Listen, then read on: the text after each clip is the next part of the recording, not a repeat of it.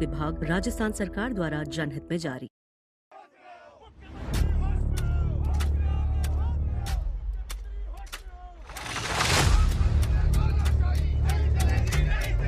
इनको चारों को सस्पेंड कर दो, इनको चारों को सस्पेंड कर दो। तुमने नाथी का वाड़ा समझ लिया इसको, तुमने नाथी का वाड़ा समझ लिया इसको।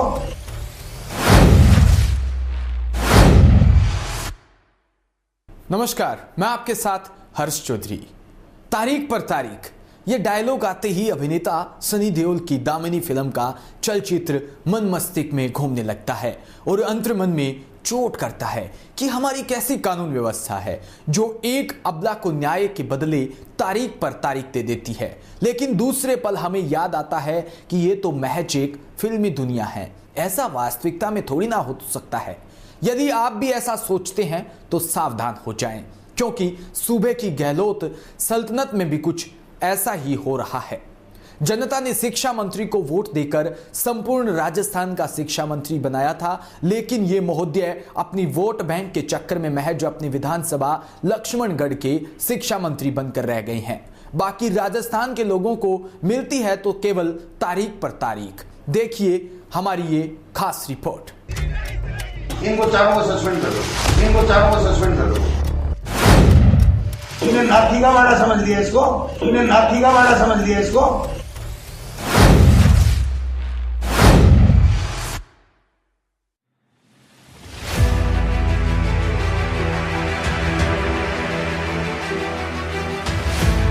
यदि आप भी मास्टर जी हैं और राजस्थान के मूल निवासी हैं तो सावधान हो जाइए, क्योंकि आप अपनी समस्या को लेकर नाथी के बाड़े में गलती से चले गए तो आपको सस्पेंड या रेगिस्तान के रेतीले धोरों में टूर करवाने की धमकी मिल सकती है।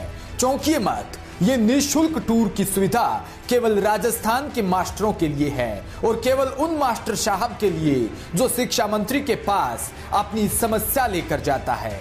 अब आप सोच रहे होंगे कि नाथी का बाड़ा क्या होता है और हम नाथी के बाड़े को शिक्षा मंत्री से क्यों जोड़ रहे हैं, तो आइए हम आपको विस्तार से बताते हैं। सबसे पहले तो जान लीजिए कि नाथी का बाड़ा क्या है। दरअसल नाथी का बाई का एक पैतृक गांव रोहड़ तहसील का भांगेसर गांव है। नाथी माँ का जीवन जरूरतमंदों की मदद व समाज सेवा से जुड़ा हुआ है। घर से नाथी माँ पैसा या अनाज ले जाने व वापस जमा कराने वालों पर ना तो हाथ लगाती थी और ना ही गिनने का ध्यान देती थी। सब कुछ जरूरतमंदों की ईमानदारी पर हिसाब लिखा था। इसी कारण यह कहावत प्रचलित हुई कि क्या नाथी का बाड़ा है, इसे क्या नाथी का बाड़ा समझ रखा है। यह नाथी माँ के जीवन चरित्र को चरितार्थ करती थी। नाथी माँ के निधन को 100 साल से अधिक का समय हो गया। उनकी समाधि आज भी स्थित है, साथ ही उनके पड़ पोते उनके घर में आज भी रहते हैं। अभी आपने समझा कि नाथी का बाड़ा क्या था, तो अब आप समझिए कि हमने इसको शिक्षा मंत्री से क्यों जुड़ा। कुछ दिनों पहले शिक्षा मंत्री के निवास पर ज्ञापन देने गए तो शिक्षा मंत्री महोदय ने शिक्षकों को यह कहते हुए भगा दिया था कि मेरे बंगले को क्या नाथी का बाड़ा समझ रखा है। जरा आप भी सुनिए कि शिक्षा मंत्री जी के पवित्र बोल। इनको चारों को सस्पेंड कर दो, इनको चारों को सस्पेंड कर दो। समय लेके और बाकायदा मेरे से, और फिर मैं समय दूं तब देने का।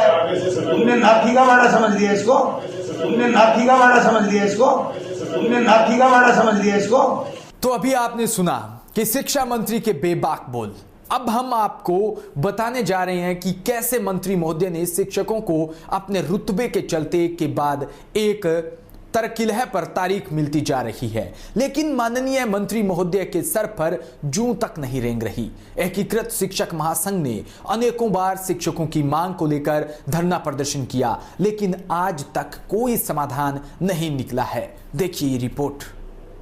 जिंदाबाद जिंदाबाद जिंदाबाद जिंदाबाद जिंदाबाद आवाज दो। वह तारीख थी 16 दिसंबर 2020, जब मास्टर जी को लगा कि उनका तबादला हो जाएगा, क्योंकि इस दिन विभाग ने इस केवल सेकंड ग्रेड और फर्स्ट ग्रेड के अध्यापकों के तबादलों के लिए मांगे थे। इसको विभाग की भूल तो नहीं कह सकते कि पिछले 7 साल में एक बार भी थर्ड ग्रेड के तबादले नहीं किए। इस बार उनको उम्मीद थी और उम्मीद बनकर ही रह गई। कम से कम उनके लिए यह तो बेहतर ही हुआ कि उनको इस बार तारीख नहीं मिली, वरना सेकंड ग्रेड और फर्स्ट ग्रेड की तरह आंदोलन का रुख करना पड़ता। थर्ड ग्रेड टीचर्स के तबादले 2013-14 में हुए थे।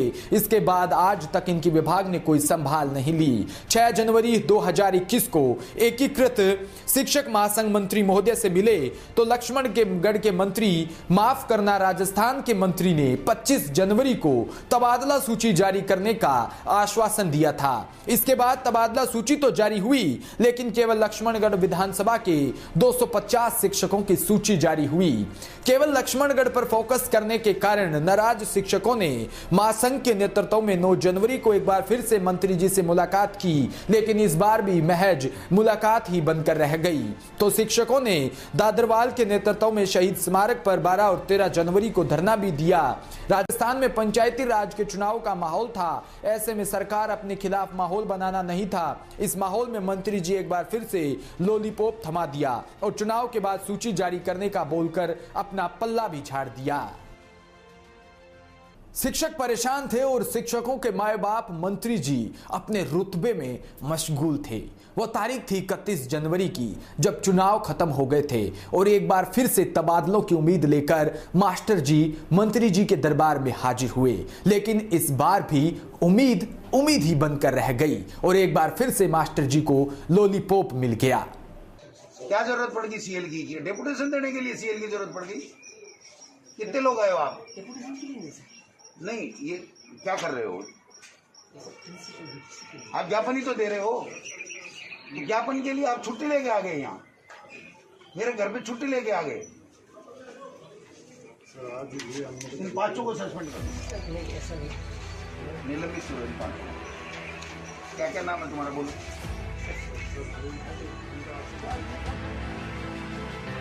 अभी तक तो मंत्री जी केवल लॉलीपॉप देकर मास्टर जी को शांत कर देते थे। जब 31 जनवरी को जब आदत से मजबूर मास्टर जी मंत्री दरबार में हाजिर हुए तो मंत्री जी ने अपने कड़े तेवर दिखाते हुए मास्टर साहब को बिना कारण के 16 सीसी का नोटिस थमा दिया। मास्टर जी मजबूत थे, शिक्षकों के प्रति समर्पित थे, इसलिए डरे नहीं। जबकि मंत्री जी को डर इसलिए ऐसा कदम में आनन फानन में उठाया और गलती कर बैठे। विभाग के द्वारा जब भी कोई लेटर जारी होता तो उस तारीख और डिस्पैच नंबर दर्ज होता है, लेकिन जॉइंट डायरेक्टर के द्वारा जारी किए गए 16 सीसी के नोटिस में दोनों ही अंकित नहीं थे। जबकि महासंघ के अध्यक्ष हरपाल दादरवाल को यह नोटिस 8 फरवरी को दिया गया। जब मास्टर जी ने यह लेटर सूचना के अधिकार से मांगा तो उस तारीख और डिस्पैच नंबर दोनों ही अंकित थे, लेकिन मास्टर एक बार फिर से 15 फरवरी को पहुंच गए और मंत्री दरबार में मंत्री जी ने एक बार मास्टर जी को च्युइंगम दे दी और विधानसभा सत्र के बाद तबादला सूची जारी करने का बोल दिया।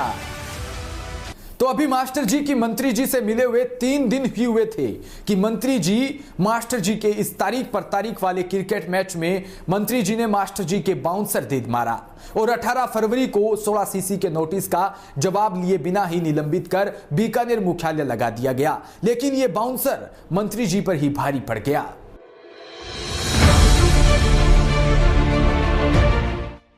मंत्री जी अपनी सत्ता के नशे में इतने चूर थे कि कानून को भी अपनी पार्टी का मैनिफेस्टो समझ बैठे। जी हां, बिल्कुल हमने मैनिफेस्टो इसलिए कहा क्योंकि मंत्री जी यदि राजस्थान के मंत्री होते तो एक बार कानून की किताब पढ़कर कोई निर्णय जरूर करते। कानून यदि किसी को 16 सीसी का नोटिस दिया जाता है तो संबंधित को 15 दिन का समय दिया जाता है ताकि वो अपनी सफाई में कुछ बोल सके। लेकिन मास्टर जी के प्रकरण में ऐसा नहीं हुआ, बल्कि मंत्री जी एक के बाद एक गलती करते चले गए और मास्टर जी को बीकानेर लगाना कानूनन गलत था। कानून के हिसाब से वरिष्ठ अध्यापक को निलंबित करने के बाद जॉइंट डायरेक्टर ही मुख्यालय किया जाता है। तो आदत से मजबूर, निलंबन से बिना डरे मास्टर जी 1 मार्च को फिर मंत्री दरबार में हाजिर हुए।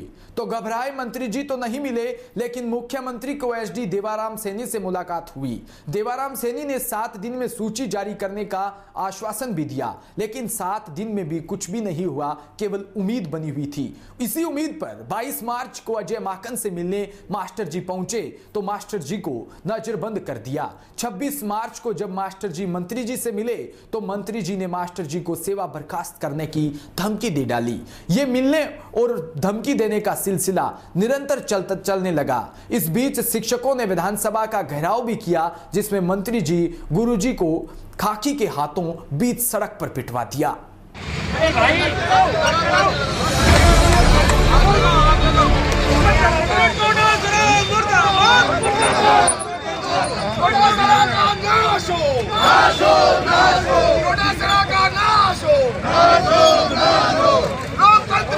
तानाशाही नहीं चलेगी, नहीं चलेगी। लोकतंत्र में जो बोल रहे हैं हम विधानसभा का कूच करेंगे, जो इनका ये जो ऐलान है, ये विधानसभा कूच करने का ऐलान है। आप देखिए कि पुलिस धक्का मुक्की भी हो चुकी है, थप्पड़ भी पड़ने शुरू हो चुके हैं, शिक्षकों को धक्का मुक्की भी मारी की जा रही है। मैं मेरे कैमरा पर्सन से कहूंगा वो जरा जूम कर दिखाए कि किस तरीके से शिक्षकों के बीच और पुलिस के बीच हल्की झड़प हुई है, हल्की झड़प है, वो किस तरीके से शिक्षकों के और इनके पुलिस वालों के बीच में की जा रही है।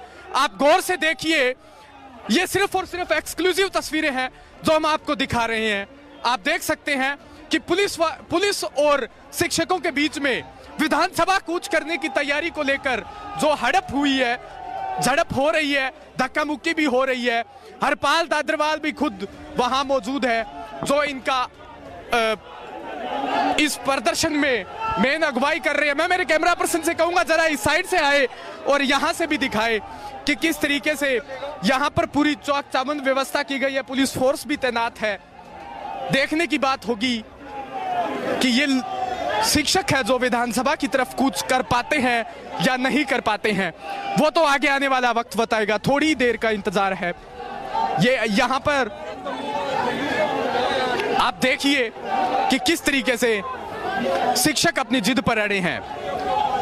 कैमरा पर्सन मनोज यादव के साथ हर्ष चौधरी, डीपीके न्यूज।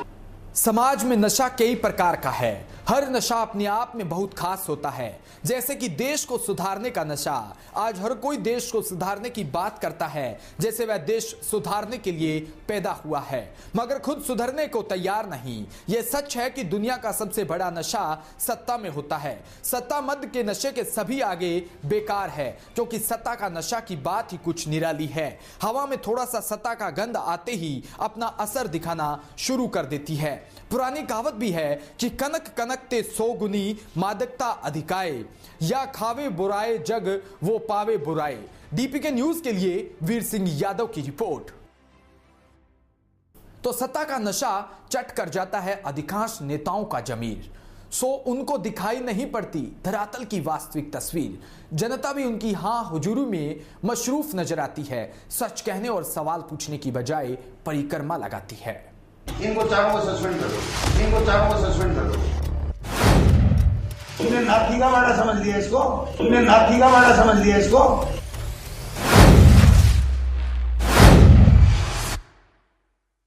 तो ये गलती उन नेताओं की बिल्कुल भी नहीं है जो चुनाव से पहले आपके पीछे पीछे वोट के लिए चक्कर काटते रहते हैं, बल्कि गलती हमारी है कि हम उन सफेद कुर्ता पजामा पहने सत्ता के नशेड़ियों को अपना भगवान समझ बैठते हैं। यदि 21वीं सदी में भी हम अपने वोट के अधिकार को नहीं समझ सके तो आने वाले समय में एक बार फिर से गुलामी की जंजीरों में जकड़ने के लिए तैयार हो जाइए। ऐसे ही धरातल से जुड़ी मुद्दों से रूबरू होने के लिए आप देखते रहिए डीपीके न्यूज। नमस्कार।